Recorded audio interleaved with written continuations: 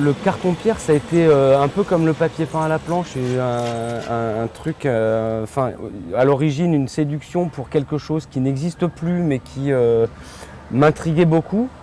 Et en fait, c'est un matériau qui est assez ancien, dont on voit des traces au XVIe siècle.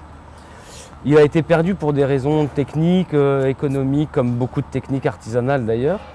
Et l'idée de le ressortir, en fait, c'est parce que je trouve qu'il a des propriétés hyper intéressantes.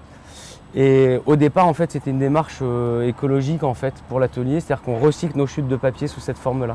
Donc en fait, il y a même de l'histoire jusque dans la matière elle-même, puisqu'on a rebroyé des chutes de papier peint qu'on a pu fabriquer pour, je sais pas, le musée, la maison d'Émile Zola, le musée des Arts Déco, je ne sais quoi. Toutes nos chutes qui servent pour du calage, etc., redeviennent une autre pâte qu'on appelle le carton-pierre. Et on va s'asseoir dessus, on fait un décor avec tout ça, enfin une sorte de sculpture un peu bizarre.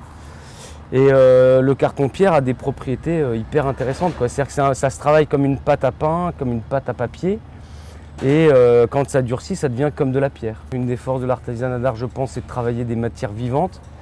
Et c'est un peu notre maître. Notre maître, c'est la matière que l'on travaille et c'est elle qui nous apprend plein de choses et on doit réagir à son rythme. C'est-à-dire qu'on peut lui en imposer, mais elle s'impose vite à nous. Donc ça va dépendre, par exemple, aujourd'hui, il fait plutôt beau, hier, il ne faisait pas beau, les conditions de travail ne sont pas forcément les mêmes.